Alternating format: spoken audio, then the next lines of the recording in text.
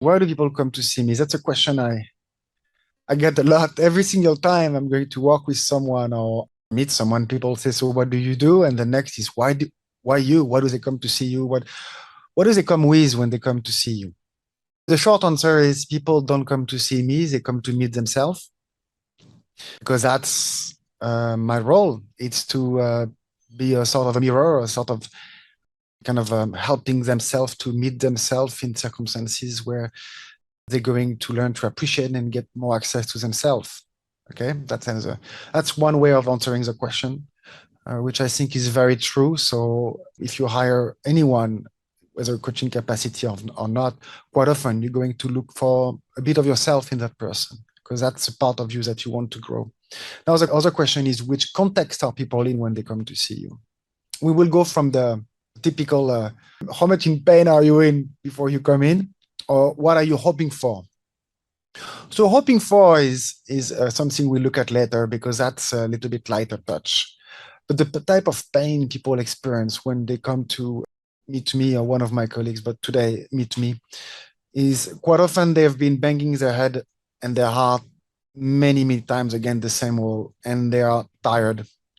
They're tired of trying to do the same thing again and again, trying to use their mind and or muscles without much more success, and therefore they kind of lose. There is a bit of searching for a bit more confidence in themselves. They're looking to have a bit more appreciation for who they are. They're looking for less need for external recognition and more access to internal recognition and appreciation of who they are.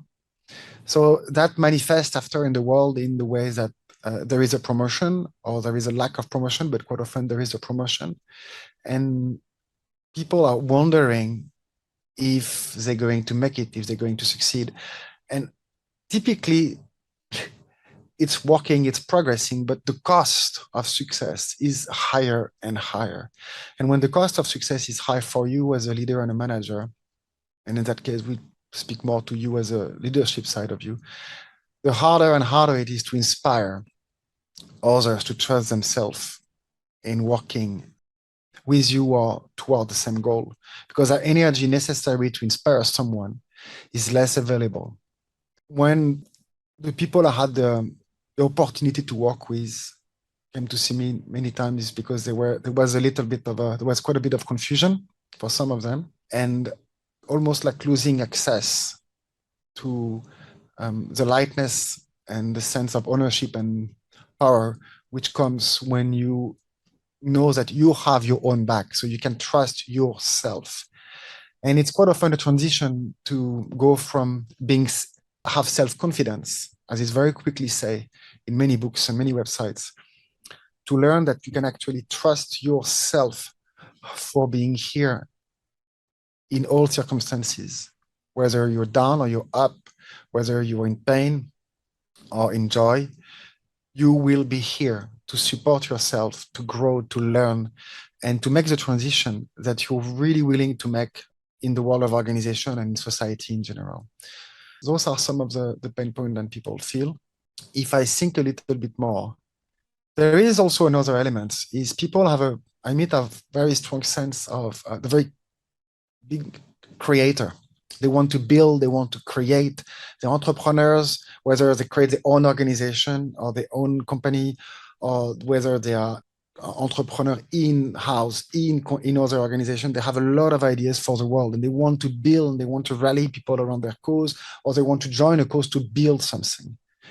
And for that, there is also the transition to how do I create with others, from others, all together, so that together we really make a difference. And that's a big change also. So how do I almost lose myself to be in a bigger self, which is a collective self, joining collective leadership? And that takes it's another step in maturity. It's another step in life when we recognize that, of course, the whole is bigger than the sum of the part, but that stops being a concept and it starts to become the only way, the way we are looking for. And that requires to make peace with some of our stories and some of the beliefs we have followed so far, and make that transition I've also heard that people who come to see me because they want to be provoked and challenged, because that's what I offer. Um, I believe in a healthy level of tension in conversation to help people see things that they don't necessarily want to look at, not because it doesn't look good, but precisely because it is the way it looks. And it doesn't have to look good and look bad. It just have to be the way it is. And that's much harder to look at something and appreciate it for what it is, rather than having to label it as good or bad. So that's quite often provocative. It takes a bit of patience, and it takes a bit of humility to walk in that direction. Obviously, I was going to say I have this humility. No, but life has in multiple times showed me the way to stop taking myself too seriously. So even if we are in serious conversation, I learn one thing is uh, this is just an experience we're going through together. And for some of us, we are blessed to have it happening in health and in good fortune. And some others, it's going through pain and much less fortune. So when we meet in good fortune most of the time. And that's something I don't want you to forget, so that we can start to play, so that we can create an environment for others who maybe have less of a good fortune than we do. And getting over ourselves, start to trust ourselves, that the world can start to trust us a little bit more. Those were my thoughts of the day. Thank you for listening.